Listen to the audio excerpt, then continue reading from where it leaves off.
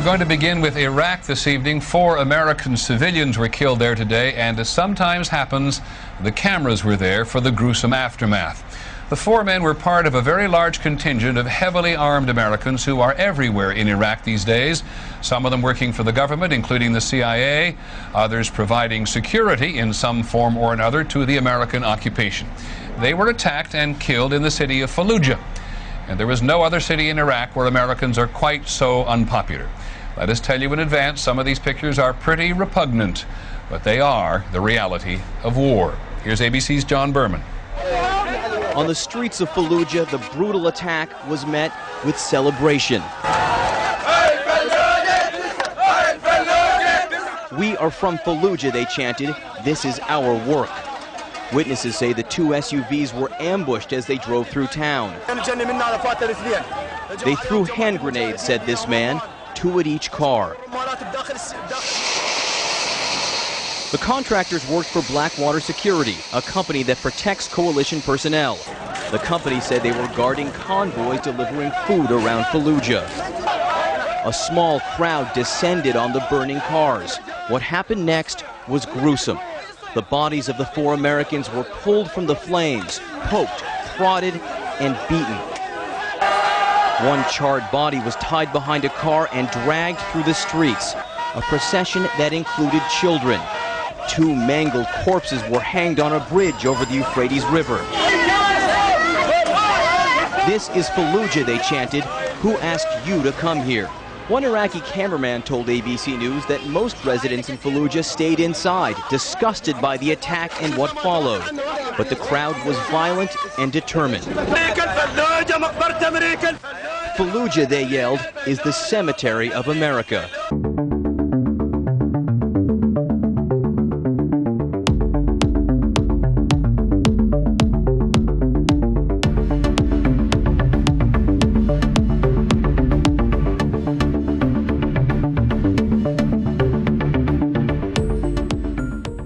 New information now about a Phoenix man accused of belonging to Al-Qaeda. According to the Department of Justice, Ali Ahmed was arrested for killing 2 Iraqi police officers in 2006.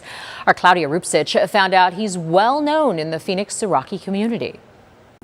A Valley driving instructor appeared in federal court today accused of being part of Al-Qaeda and the murder of Iraqi police officers more than a decade ago. Team 12's Nicole Zymek joins us now, and his lawyers are fighting extradition. They say his arrest may be all politics.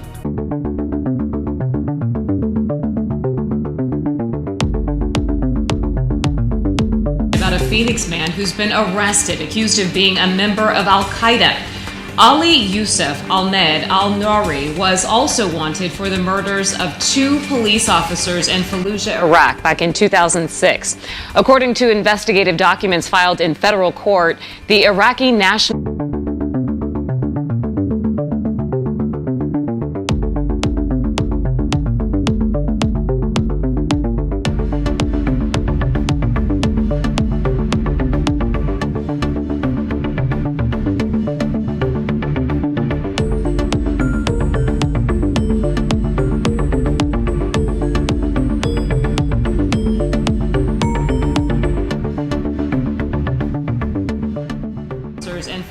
Iraq back in 2006.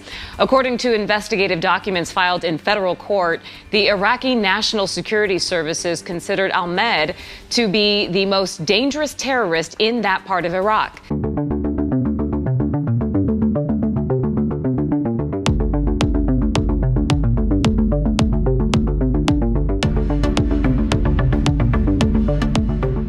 The Iraqi National Security Services considered Ahmed to be the most dangerous terrorist in that part of Iraq. Since coming to America as a refugee, Ahmed opened his own driving school near 35th Avenue and Glendale Avenues in North Phoenix.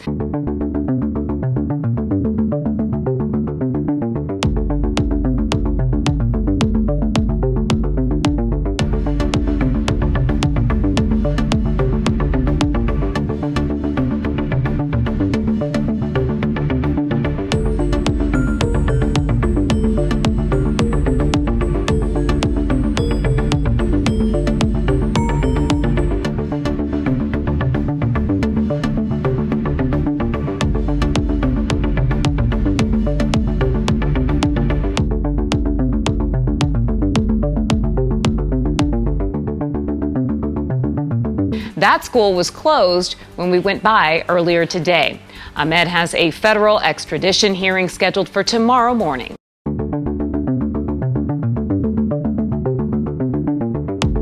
Ali Ahmed ran A-plus driving school here on North 35th Avenue, but the school's been closed since his arrest.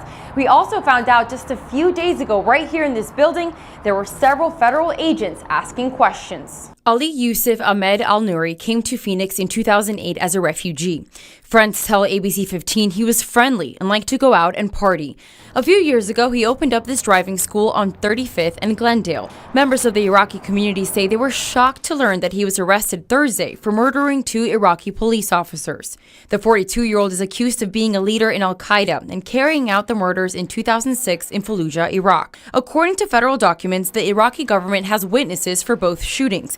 Ahmed has an extradition hearing tomorrow morning in Phoenix. Friends tell me Ahmed was recently married and the couple just had their first baby.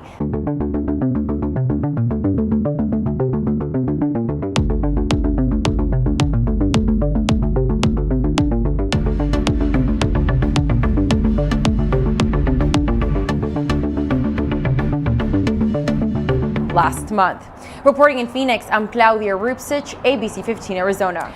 The attorney representing 42-year-old Ali Yusuf Ahmed Al-Nouri pushed for more time to go over the evidence against him. Ahmed is accused by the Iraqi government of being a leader of an al-Qaeda group based in Fallujah in 2006. The complaint against Ahmed alleges that he, along with a small group of terrorists, hunted and killed police officers in what was a hotbed of fighting at the time. Ahmed is accused of the killings of 2 police officers, and the complaint alleges he's responsible for the deaths of more unnamed civilians. His lawyer says the allegations come with very little evidence. Client is a citizen. Client is a citizen. Client is a citizen. He's been in the United States and led a fine and upstanding life. But the Iraqi government says they tracked him down through social media and want him back in Iraq. Since living in the United States, Ahmed had opened a driving school near 35th and Glendale Avenues in North Phoenix. The business caters mostly to the Middle East community. Jamie Johnson, Ahmed's lawyer, says the charges against Ahmed are all politically based. They are conduct that is more than a decade old, based on, apparently on the word of 2 Iraqi informants, with nothing to lose and potentially a lot to gain by delivering to the Trump administration a supposed refugee terrorist. Potentially a lot to gain by, delivering to the Trump administration a supposed refugee terrorist. The judge in this case has given the defense a little more than a week to get caught up to speed, with another hearing scheduled for the 13th. Nicole Zymek, 12 News.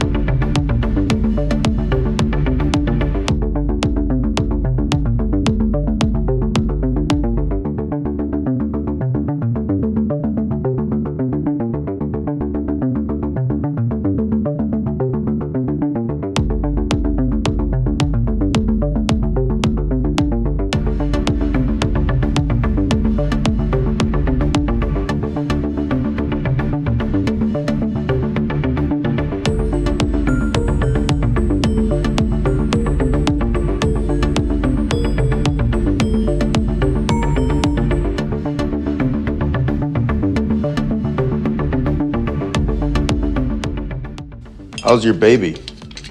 It's a girl, right? Yeah, she's good. I got 3.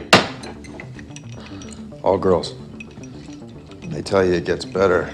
It's not true, it gets worse. I'm not a bad man, but in certain situations, I have to ask myself, what would a bad man do?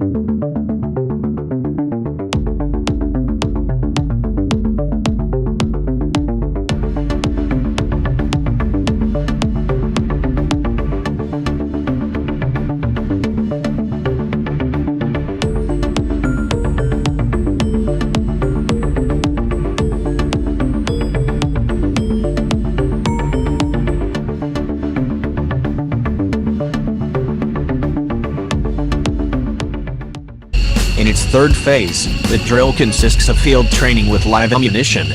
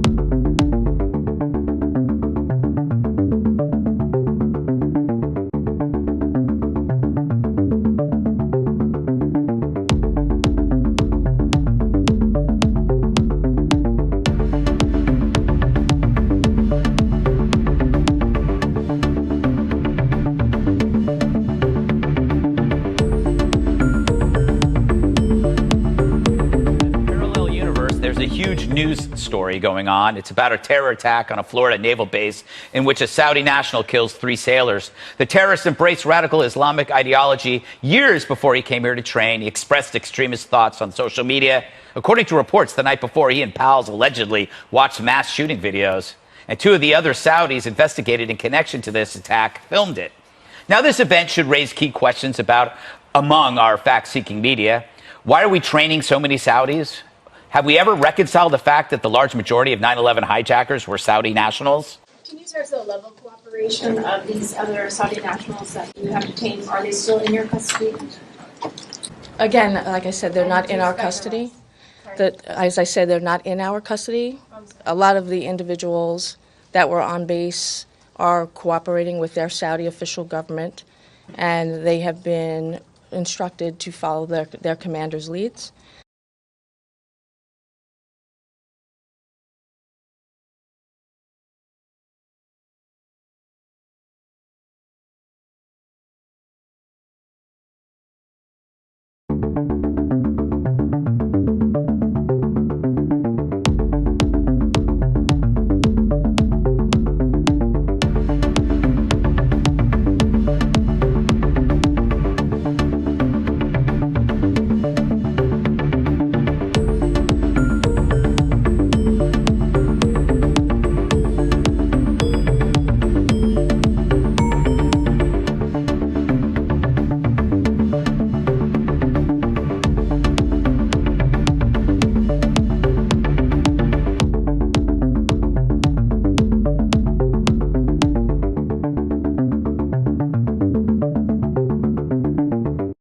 Pray for the Navy personnel.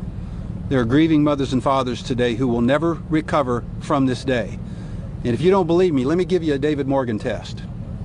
In 2 weeks' time, remember the names of who was wounded and killed here today.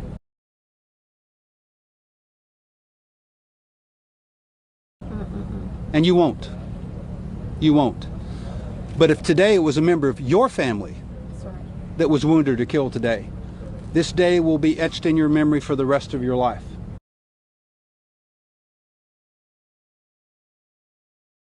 Now continuing coverage of the mass shooting at NAS Pensacola last week. 3 sailors died and 8 people went to the hospital after being shot by a Saudi Air Force lieutenant who was training at the base. Tonight, 2 of the wounded are still hospitalized. The 3 killed in the mass shooting: Joshua Watson, Cameron Walters, and Mohammed Haytham. Watson's body will return to his hometown of Enterprise, Alabama tomorrow. The body of a Georgia sailor who died during last week's shootings at the Pensacola Naval Air Station returned home. 21-year-old airman apprentice Cameron Walters was killed during the shooting last Friday. Investigators say Walters and 2 other sailors died after a member of the Saudi Air Force opened fire in a classroom. The FBI is investigating it as an act of terror. Walters was from Richmond Hill, that's just outside Savannah. No matter what uniform he wore, Mohammed Haytham wore it with pride. The former track star at Lakewood High School turned U.S. sailor was gunned down in a shooting at the Naval Air Station Pensacola on December 6th. Today, a procession was held for the Navy airmen. It began at MacDill Air Force Base. Law enforcement said the Patriot Guard riders escorted his remains to a funeral home in St. Petersburg. Hatham had just finished boot camp and had recently been assigned to flight crew training in Florida. Very emotional. 19 years old, just starting his career. It's tough. You know, don't expect to go that young, for sure. God bless him. That's what the families of the Navy personnel are dealing with today. They need your prayers, they need your comfort.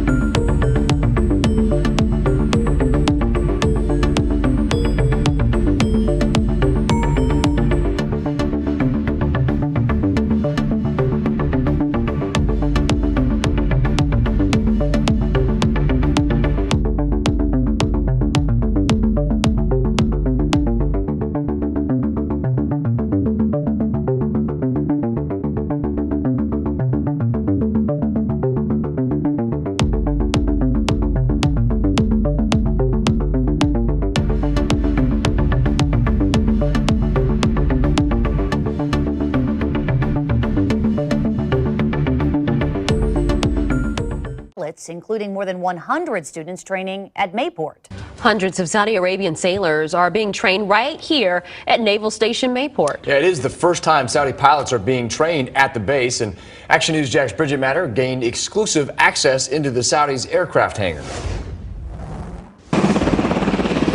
The relationship between the United States and Saudi Arabia stretches back to the 1930s. It's based on economic and security ties.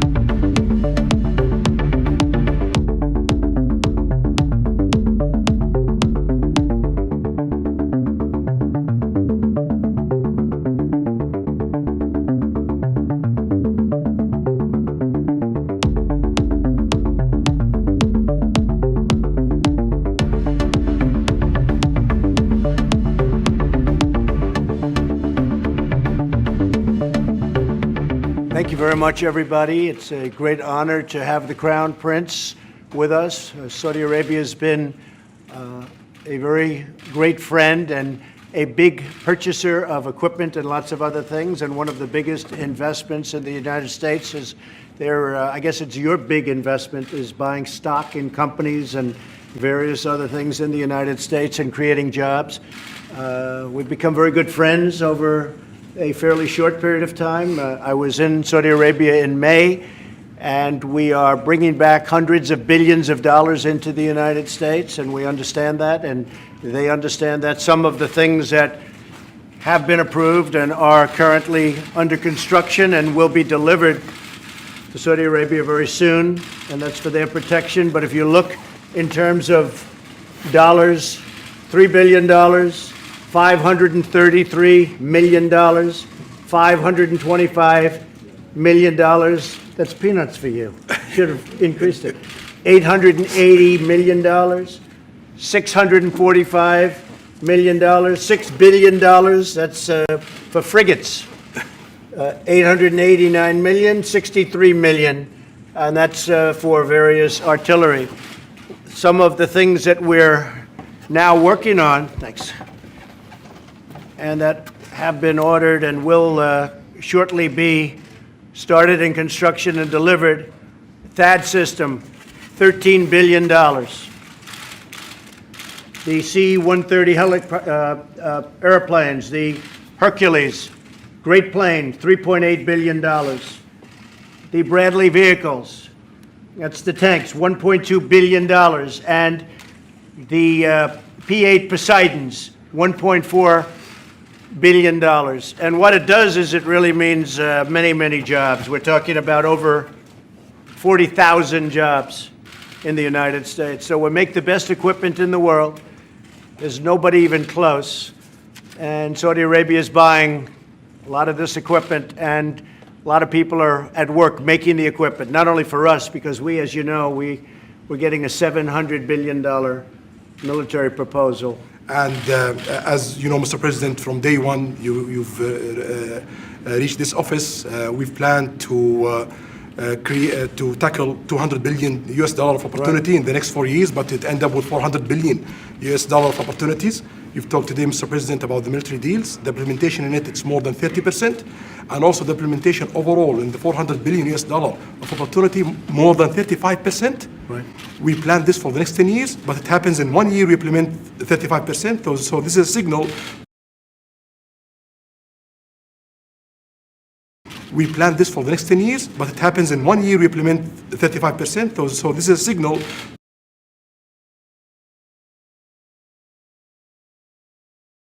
The close future and more opportunities, and that's why we are here today, to be sure that we've tackled all the opportunities and achieve it, and also get rid of all the threats facing our both countries and the whole world. So I'm very glad to be here today. Well, that's right. And you know, one thing that you have been really focused on is the terrorism threat and the funding of terrorism. And whether it's Saudi Arabia or other countries, as we know, there will be no funding. We have a zero tolerance for the funding of terrorists. And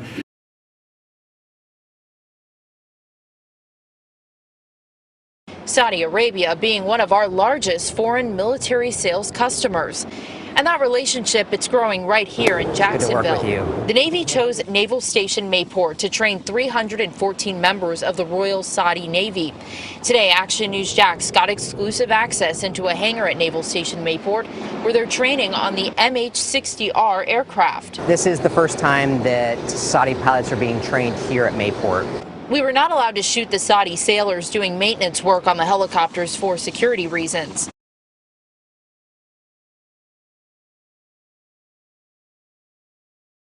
The Royal Saudi Navy, they've purchased 10 aircraft from the U.S. military.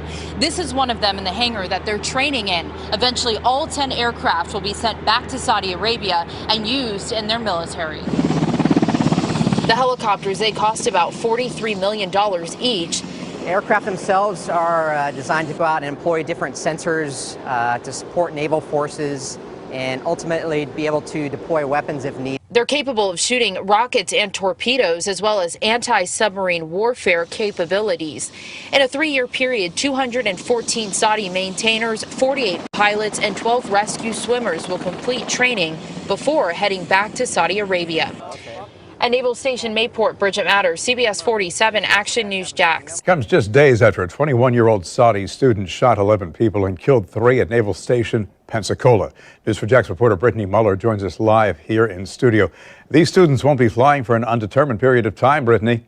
That's right, Bruce and Jen. While the FBI continues to investigate, 3 naval air stations, including Mayport, have grounded Saudi pilot trainees. Now, there are about 140 Saudi Arabian students training at NAS Pensacola, 35 at NAS Whittingfield, and 128 here at NAS Mayport, all of which have been suspended.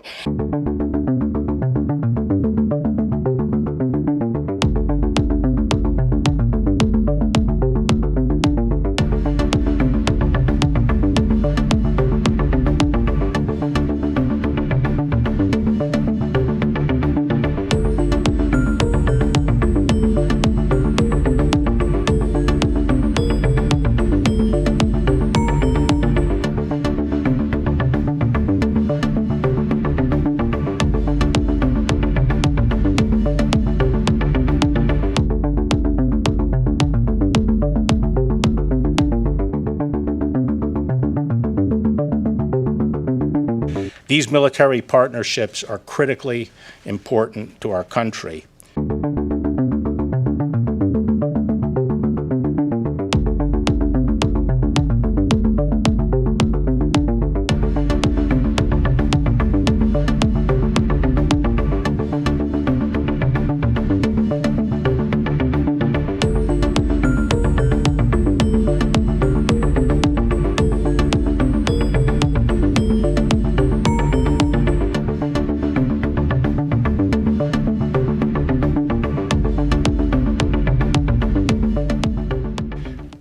Royal Saudi Air Force, which flies American-made aircraft, is an important military partner and has long had a training relationship with the United States.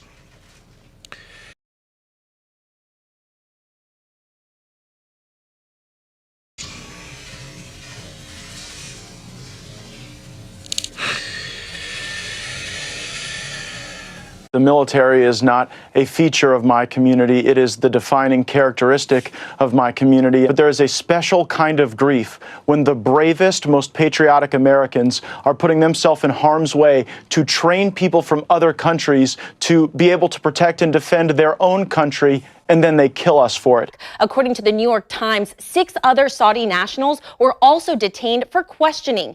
Al-Jmarani was one of nearly 5,200 foreign students from about 150 countries for military training here in the United States. Many of those students operate U.S. military hardware that foreign governments buy from the U.S. The shooter was one of 852 Saudi nationals training here in the United States. These types of programs, exchanges, are very important to our national security.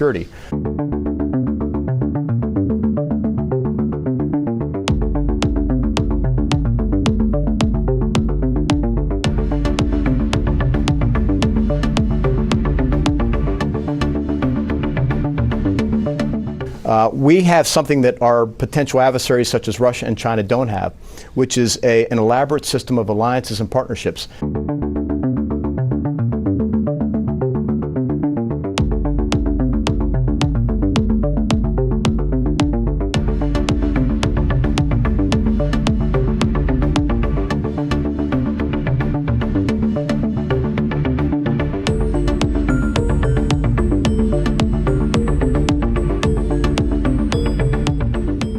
And the ability to bring foreign students here to train with us, to understand American culture, is very important to us building those long-term relationships that keep us safer.